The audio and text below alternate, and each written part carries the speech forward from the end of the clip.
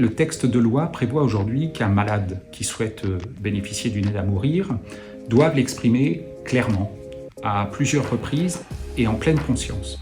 Ce qui exclut de facto des malades qui ne sont plus en capacité de parler, ou bien des malades qui ont été victimes d'un accident de la vie extrêmement brutal qui les empêche de communiquer avec les autres.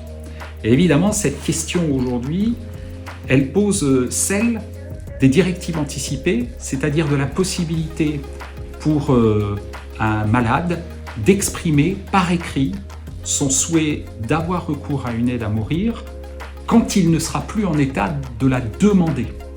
Toi, je crois que tu es favorable à une vraie reconnaissance des directives anticipées. Sur le principe, je souhaiterais que soient prises en compte les directives anticipées.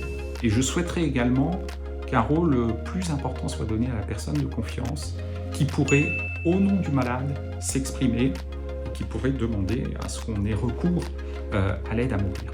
Maintenant, je crois que ça va être l'objet d'un débat très important parce qu'à partir de quand peut-on prendre en compte les directives anticipées?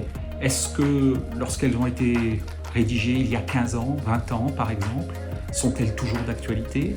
On peut demander une aide à mourir quand on est en bonne santé, qu'on a 25 ans.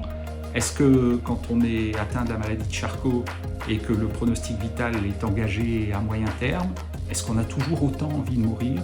C'est des questions importantes et qui devraient trouver leur réponse lors du débat à l'Assemblée.